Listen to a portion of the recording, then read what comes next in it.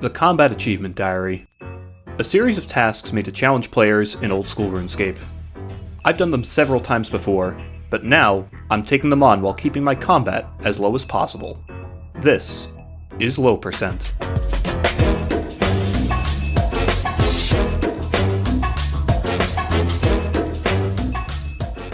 It's a fine day to be stood on the stupid AFK idiot tile.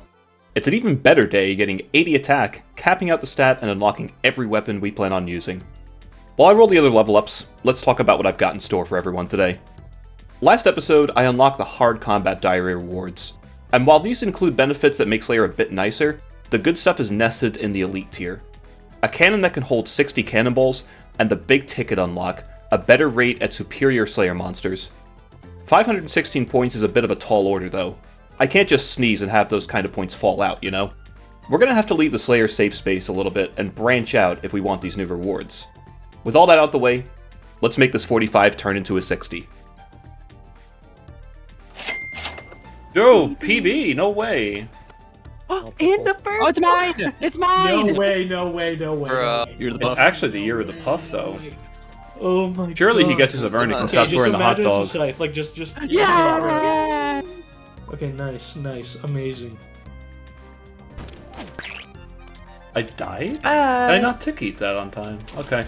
Ticky Oh. D's. Man, why couldn't it have been one more over? Yeah, it should have been in my chest. Deserved. Ew, what the f? Drop it on the floor. Please leave a comment congratulating me on achieving 98 magic, and flaming its will for dying at Sarpus. After the top sesh, I finished off 68 mining at a shooting star, and the layover experience at another one. That's all the experience I'm going to need for the skill, for all the quests I've got left for post-Slayer. You know I can't make a video without an Inferno task, but here's the difference. We're on pace for the sub-65 task, and we have a peanut gallery to boot. Good luck, good luck. 5 minutes to kill a suck, easy. Pretty doable. 91 prayer, eagle eye, and a f***ing dream.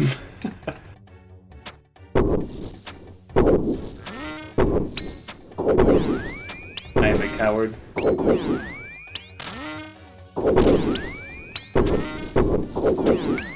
Oh, you jet skipping? Chad? Yeah, I'm still jet. Yep. Yeah. Jet skipping is free. 3 minutes should be fine. More than enough. Ah, come on.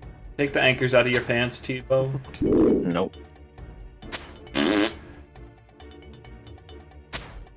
Um, 15 zeros in a row. let me try the other one. It'll hit first time. This one. Just a zero. Oh my god. Wait, I'm throwing it actually. Oh no. Yeah. Ah! Oh no, it's doomed! What the hell? Hey, thank god the timer's This is impressive. Yeah, did I accidentally like not... Did I forget to... Oh, No, I there you didn't go. forget to range pot. There we go. You left the defense invocation on. This is why I'm not healer skipping. Like that will just happen. Yeah. Well. You hit once every 15 seconds on average. Of course the chin hits instantly. Yeah. And again. Hilarious, honestly. Yeah. Honestly, you might just want to. Oh, there we go. Oh, Yeah, I'm Harry there. fine. You got 1 minute to clean up, it's not happening. Hey, back-to-back hits, congrats. Back 3 back. Okay. Back 4 back. Back 5 back? How? What? It's like 56 in a row. You just hit 6 in a row, but you missed like 15 in a row. What? This game is great. Yeah, your team is fine now. It just decided to lose you a minute for no reason. Yeah. Really funny. My next task after that abysmal display of zeros was Gargalons. This Slayer boss actually has a decent number of tasks, most of them being free. But this boss is going to display some glaring drawbacks to my routing. The speedrun time for this boss is 80 seconds. Normally, a pretty easy feat for a max main with max gear and all. But let's look at me, and the flaws that I present. We're only 95 strength and 91 ranged. We're a Zerker, so that means no piety. We're 40 defense, which means no Zaret Van Braces and no Torva, but at least we have Inquisitor. We've not done the Regicide to avoid elf task assignments, but that also means no halberds for last hitting, not even the dragon one. No Dragon Slayer line at all, which means no dragon tasks of any kind for Slayer, but that also means no Barrow's Gloves. Lastly, and probably the biggest drawback, is no completion of Lunar Diplomacy or Dream Mentor. This dodges getting Suquas as a Slayer task, which are an absolute nuisance if you do them in multi with 40 defense. But this also means no Lunar Spellbook, no Spellbook swap, and most importantly, no Vengeance.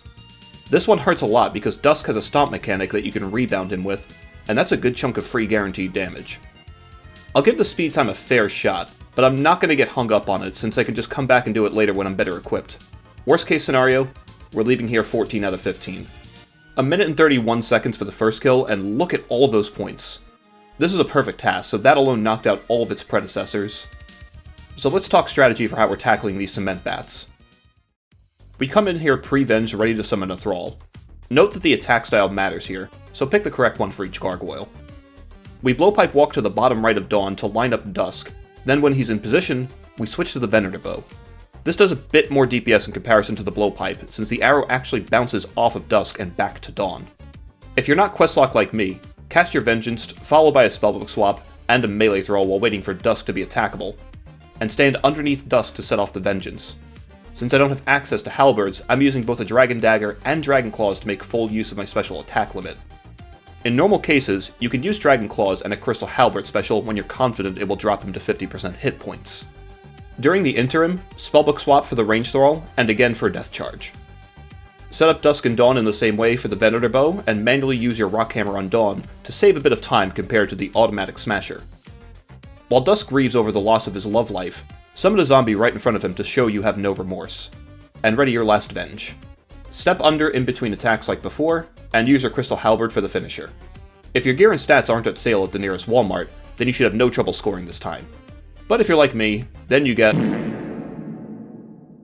Now let's talk about this one, the 20 kill trip. There are a plethora of different ways to make sure you can sustain a long trip, but my favorite is the Ancient Godsword. While the Saradomin Godsword can return prayer points in addition to hit points, it needs to swing at least a 50 in order to match what the Ancient Godsword can heal for. The Ancient Godsword will always heal you for 25 hit points regardless of what you hit, granted you succeed the accuracy roll. Now the Grotesque Guardians are immune to magic damage, but that doesn't stop you from gaining back those hit points, and that's what we need. And that completes the 20 kill trip, and the 50 kill count marker, putting us at 14 out of 15. As I said earlier, I'll be coming back when my stat line has improved just a little bit.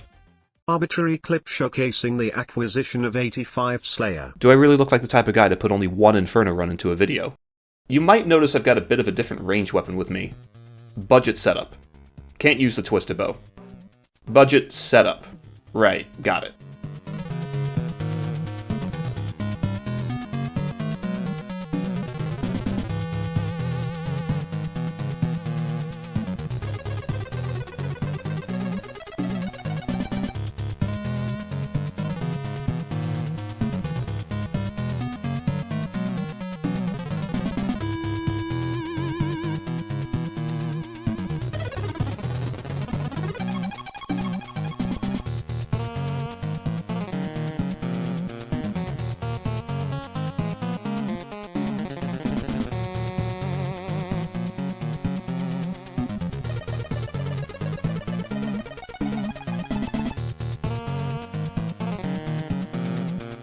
Combat task completed.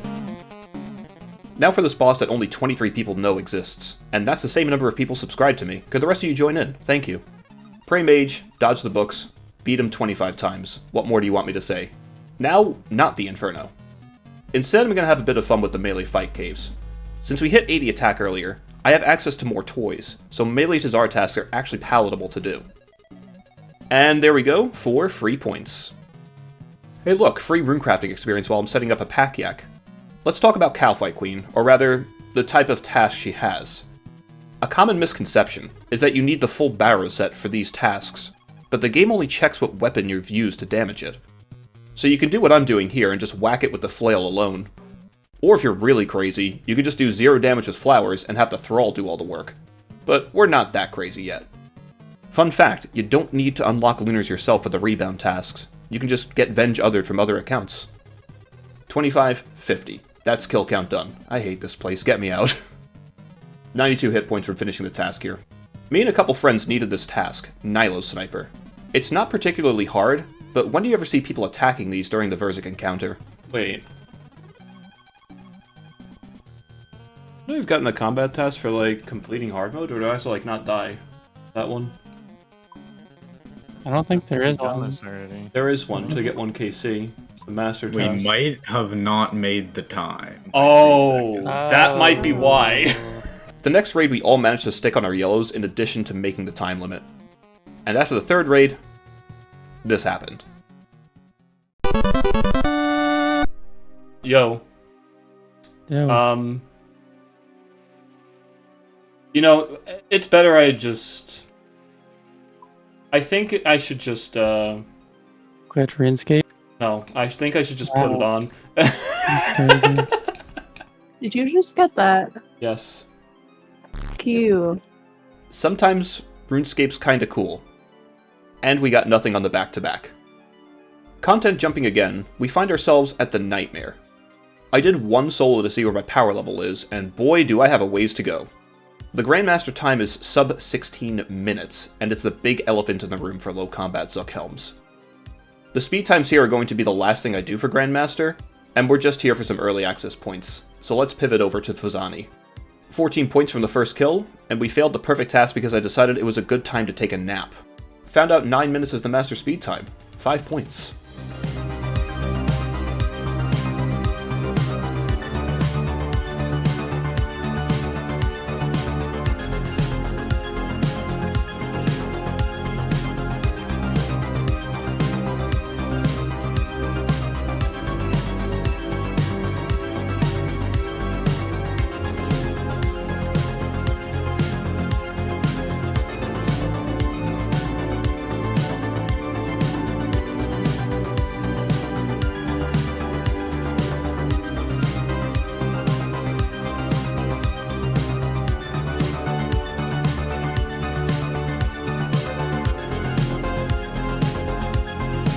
No, dude! Failed perfection right at the end. You'd hate to see it.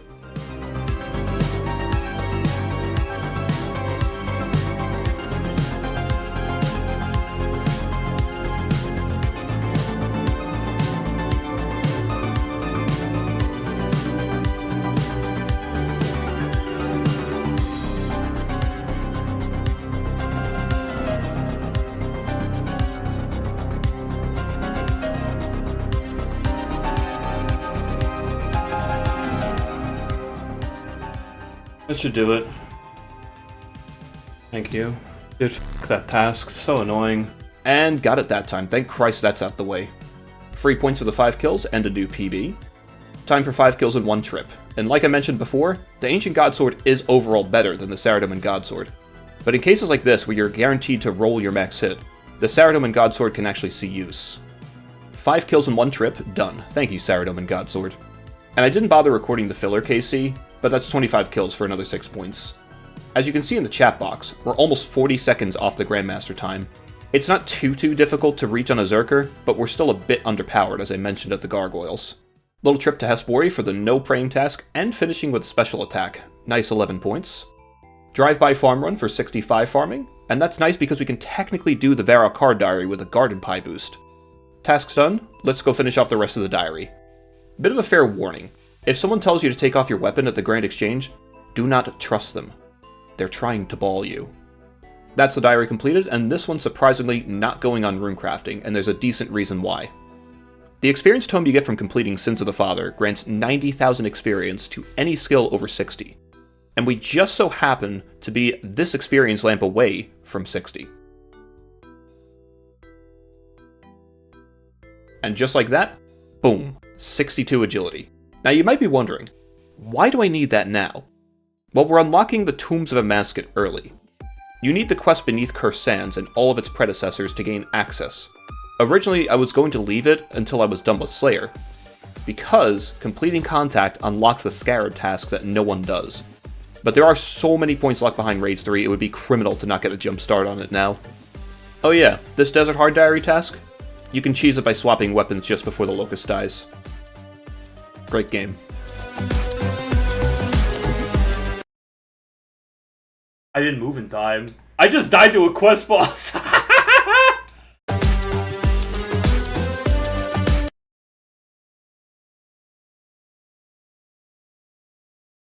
Dude, this boss is a brick wall. It's impossible. You can't beat this boss. Couple of speed bumps, but that's 50,000 agility experience. The quest. Done. We've now got access to Raids 3. It's time to start collecting. That's right. I'm going to be attempting a Masket's Remnant on the first kill, much like GM to GMs. Without the yellow Karis, which can instantly overheal you to above max hit points, it's going to be a bit tricky. But what I overlooked is how much of a nightmare some runes will become given my limitations. Bro, I'm actually gonna die! Monkeys! The monkey room is already giving me a rude awakening. With free-to-play levels of defense, anything I'm not praying against just tears me to shreds. And you've got thralls, range baboons, mage baboons. It's almost impossible to block everything at once. So I had to approach things a bit differently. This pillar that everyone wants out of the game actually came in handy. I can hug a good number of the mobs around it, mitigating the damage. There's still going to be scenarios where I need to run into the open to either fix the pillar, pour shampoo down the drain and whatnot, but at least it's winnable. An absolute pain, but winnable. Oh yeah, if you haven't noticed, I'm capped at 80 attack. The Fang needs 82 attack to hold. Please don't judge me how I'm fighting Baba or Kefri.